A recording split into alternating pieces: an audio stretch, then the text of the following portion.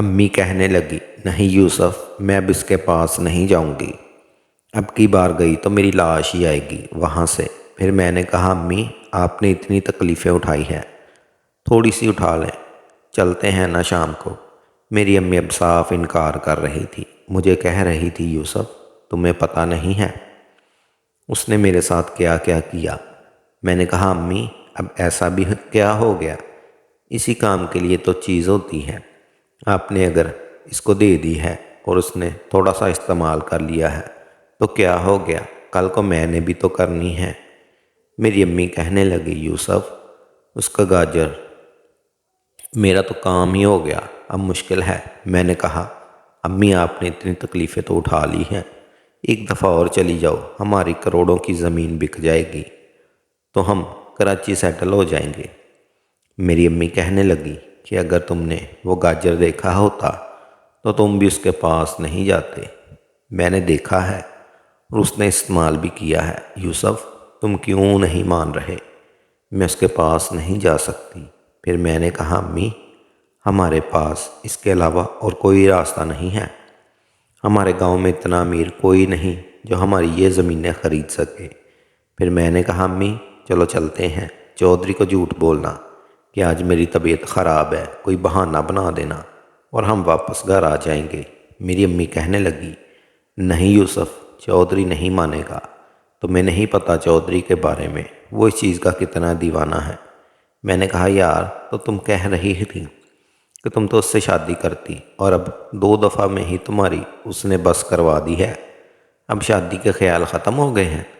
اس نے کہا، ہاں، کیونکہ آخری دفعہ جو اس نے میرے ساتھ کیا اسے کافی منع کرتا رہی، لیکن وہ نہیں رکا، وہ جانور بن گیا ہے۔ پھر بڑی مشکل سے میں نے امی کو منحل کیا۔ میں نے کہا، زمین بیچ کے ہم کراچی شفٹ ہو جائیں گے، ایک دفعہ اور اس کے چودھری سے ملاقات کر لو۔ پھر میری امی مجبور ہو گئی اور پھر شام کو ہی چودھری کے پاس نکل گئے۔ ہم گئے تو چودھری دیڑے پر موجود نہیں تھا۔ اس کے ملازم نے دروازہ کھولا اور ہمیں بہت ہی بادب طریقے سے اسی گارڈن والی کرسیوں پہ بٹھا دیا، چائے بنا کے لایا اور ٹھنڈا پانی جگ میں لا دیا۔ پھر کہا کہ تم لوگ بیٹھو، چودھری صاحب نے کہا ہے کہ میں آ رہا ہوں 10 منٹ میں۔ پھر وہ چودھری بھی اپنی ویگو گاڑی پہ آ گیا۔ اس کی گاڑی دروازے سے جیسے ہی انٹر ہوئی، چودھری کی نظر میری امی پہ پڑی۔ وہ دیکھ کے فاختانہ مسکرا رہا تھا۔ میری امی کو میں نے دیکھا تو وہ پریشان ہو رہی تھی، لیکن میں مجبور تھا، میرے پاس اور کوئی دوسرا راستہ نہ تھا سوائے امی کو اس کے سامنے لانے کا۔ پھر وہ چودھری آیا، سیدھا آ کے ہمارے ساتھ بیٹھ گیا۔ مجھے کہا، یوسف اب تم گھر چلے جاؤ، میں زمینوں کی بات تمہاری امی سے کر لوں گا اور پھر اس سے 2-3 گھنٹے بعد یہاں سے لے جانا۔ پھر مجھے بڑا غصہ آ رہا تھا چودھری پہ، لیکن میں نے اپنا غصہ نہیں نکال سکتا تھا، میں نے بہت ضبط کیا۔ پھر میں نے کہا، چودھری صاحب یہ اب کیا بات کر رہے ہیں؟ میری امی کو کیا پتہ ہماری زمینوں کے بارے میں، اور وہ مجھے پتہ ہے کہ ہماری زمینیں کہاں ہیں، اتنا رینٹ ہے، سارا آپ کو جو بھی بات کرنی ہے مجھ سے ہی کر لو۔ پھر وہ چودھری شرمندہ ہو گیا، اس نے جوش جذبے میں یہ بول دیا۔ پھر وہ کہنے لگا، ہاں ہاں یوسف، بات تو میں تم سے ہی کروں گا، بتاؤ کتنی زمین ہے اور کیا ریٹ ہے اس کا۔ پھر میں نے اسے اپنی زمینوں کی ساری تفصیلات بتائی۔ میں نے کہا، میرے چھوٹے بھائی کاشف کے حصے میں اتنا آتی ہے، میرے حصے میں اتنی آتی ہے، سب کا حصہ ملا کے اتنی زمین بنتی ہے، اور فلاں جگہ پہ اس جگہ کا یہ ریٹ چل رہا ہے، اس ریٹ کے حساب سے 6-6.5 کروڑ روپے بنتے ہیں۔ پھر وہ چودھری کہنے لگا، کوئی بات نہیں، میں 6 کروڑ تمہیں دے دوں گا، لیکن 1 ہفتے کا ٹائم دو مجھے، میں 1 ہفتے میں جمع کر لوں گا، اور پھر وہ زمینیں بھی جب تک تم اپنے نام لگوا لو اور پھر میرے نام لگوا دینا۔ میں نے کہا، چودھری جب زمین آپ کو بیچنی ہے تو پھر اپنے نام کیوں لگواؤں، ڈائریکٹ ابو کو بول وہ آپ کے نام ہی الاٹ کروا دوں گا۔ چودھری کہنے لگا، چلو یہ بھی ٹھیک ہے۔ پھر وہ چودھری کہنے لگا کہ ہمارا سودا ڈن ہو گیا ہے، 6 کروڑ میں ساری ہماری زمینیں، 1 کروڑ تمہیں ٹوکن کے طور پر دوں گا۔ جب اس نے کروڑ کا نام دیا، 1 करोड़ भी बहुत रकम थी। मैंने कहा चलो ठीक है चौधरी साहब, मैं कल आऊँगा, आपसे 1 करोड़ रुपया ले लूँगा और हमारा सौदा डन है। अब मैंने सोचा मैं इतनी बड़ी रकम लेकर रखूँगा कहाँ, क्योंकि मैंने आज तक अपना बैंक अकाउंट तो नहीं खुलवाया था और ना ही मुझे कभी ज़रूरत पड़ी थी। फिर मैंने कहा चलो ठीक है, कल जाके अपना बैंक में खाता खुलवा लूँगा और 1 करोड़ उसी में जमा करवा दूँगा। अब मुझे 1 करोड़ की खुशी थी और ये भी कि इतनी बड़ी रकम एकदम से मेरे पास आ गई। मैं तो एक छोटी दुकान चलाने वाला बंदा था और अब मेरे पास करोड़ों रुपए आ गए, तो मेरे ख्वाब भी बड़े हो गए, सब बड़े हो गए। फिर मैंने कहा चलो अम्मी घर चलते हैं। फिर चौधरी कहने लगा कि तुम्हें कहा तो है, तुम जाओ, 2-3 घंटे बाद ले जाना। फिर मेरी अम्मी चौधरी को कहने लगी नहीं चौधरी साहब, मेरी तबीयत ठीक नहीं हुई, मेरी तबीयत वैसे ही की वैसी है। फिर वो चौधरी कहने लगा अच्छा, ऊपर ऊपर से करूँगा, ज़्यादा तकलीफ़ नहीं पहुँचाऊँगा। मैंने कहा चलो ठीक है, इतना इसरार कर रहे हो तो आप रुक जाएं, मैं फिर आता हूँ, आपको बाद में ले जाता हूँ। फिर मेरी अम्मी की आंखों में मजबूरी साफ नज़र आ रही थी, जो कि वहाँ रुकना नहीं चाहती थी। मेरी अम्मी आंखों में मुझे मना कर रही थी, लेकिन 1 करोड़ रुपए की पत्ती मेरी आंखों पे बांधी गई थी। फिर मैंने अपनी बाइक निकाली और बाहर आ गया और फिर मैं इस औरत को फ़ोन किया जिसके पास मैं गया था कि ये खुशखबरी उसको सुनाऊं कि कल मेरे पास इतनी बड़ी रकम आने वाली है। मैं रकम से कराची में कोई अच्छा सा घर ख़रीदने वाला था, लेकिन फिर मैंने सोचा कि नहीं, घर जाता हूँ, अपने भाई से मशवरा करता हूँ कि ज़मीन हमारी सेल हो गई है, कल इतनी बड़ी रकम आने वाली है तो कराची में कोई घर ढूंढे जो 1 करोड़ या 1.5 करोड़ के राउंड अबाउट हो। फिर मैं सीधा घर आया। काशिफ बैठा हुआ था, मेरी बहनें खाना बना रही थी। काशिफ कहने लगा भाई, अब फिर अम्मी को उधर छोड़ आए, ये चौधरी ने समझा क्या हुआ है आखिर हमें।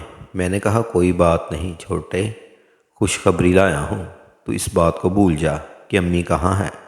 फिर वो कहने लगा क्या भाई। मैंने कहा कि हमारी ज़मीन बिक गई है और कल हमें टोकन भी मिलने वाला है, वो भी पूरा 1 करोड़। यार तुम कराची फ़ोन करो, हमारे लिए कोई अच्छा सा घर ढूंढो ताकि हम दोनों बहन भाई कराची चले गए। वो घर पसंद आ गया तो हम इनको भी टोकन दे के आ जाएंगे।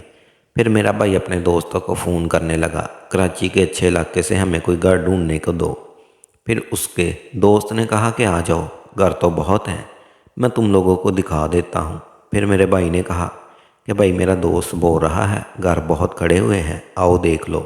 तो मैंने कहा अच्छा, कल मुझे पैसे मिलने वाले हैं, कल सुबह जल्दी उठना, जाके बैंक अकाउंट भी खुलवाना है और वो सारे पैसे उसमें जमा कराना है, तो कल हम कराची चले जाएंगे और 1 हफ्ते तक हमारे पास सारे पैसे भी आ जाएंगे। कराची जाके हम कोई अच्छा सा घर पसंद करके आ जाएंगे और फिर हम वापस यहाँ के अम्मी और बहनों को ले जाएंगे। मेरा भाई कहने लगा कि चलो ठीक है। और फिर मेरी बहन किंजा आई, कहने लगी भाई मुबारक हो, आपकी ज़मीन सेल हो गई।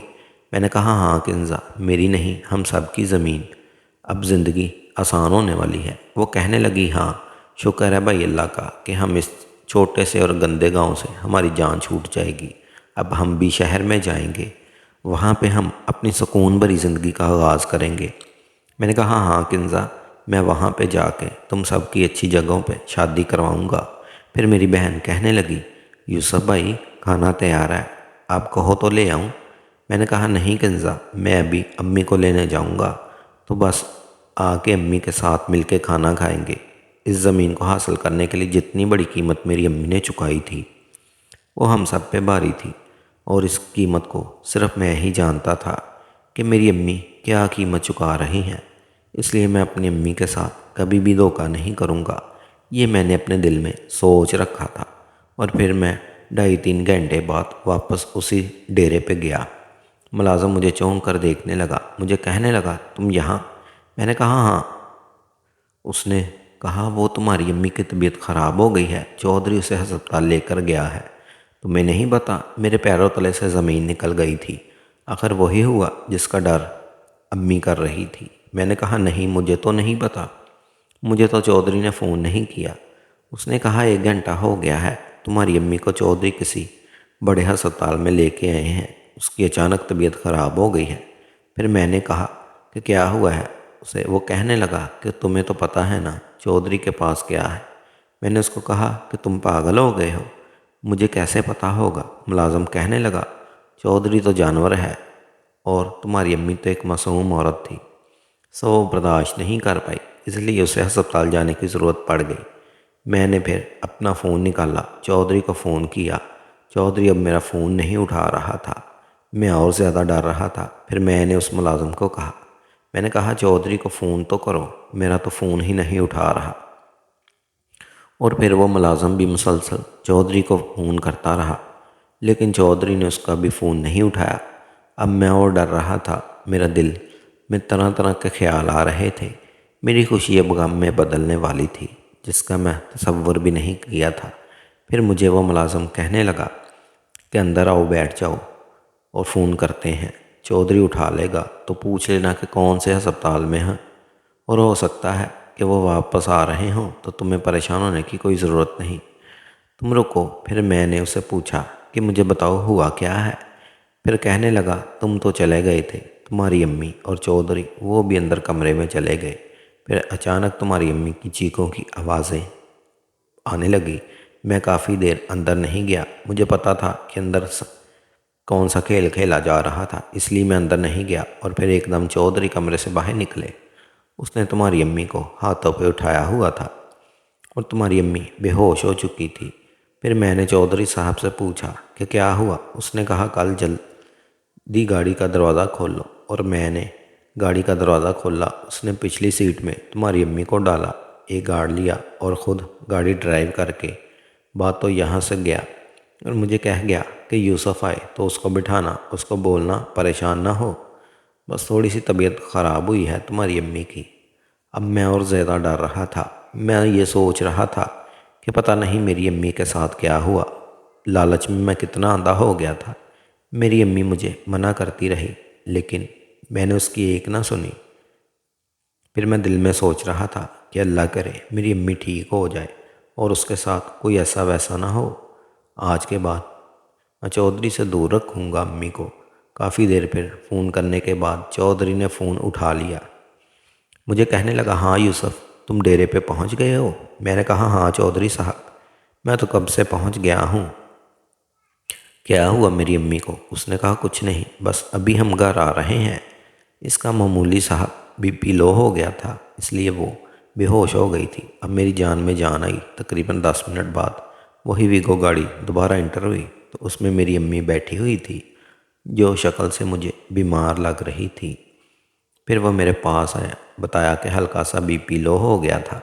پھر وہ چودھری کہنے لگا کہ یوسف، اپنی امی کو فی الحال تو یہاں سے لے جا، اور کل آنا شام میں مجھ سے 1 کروڑ روپے لے جانا۔ میں نے کہا چلو ٹھیک ہے چودھری صاحب۔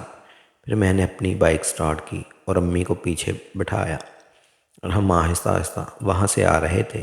پھر میں نے امی سے پوچھا امی کیا ہوا تھا آپ کو؟ پھر میری امی مجھ پہ غصہ کرنے لگی، کہنے لگی لالچی انسان، میں نے تمہیں کتنا منع کیا تھا کہ میں نہیں جا رہی، وہی ہوا۔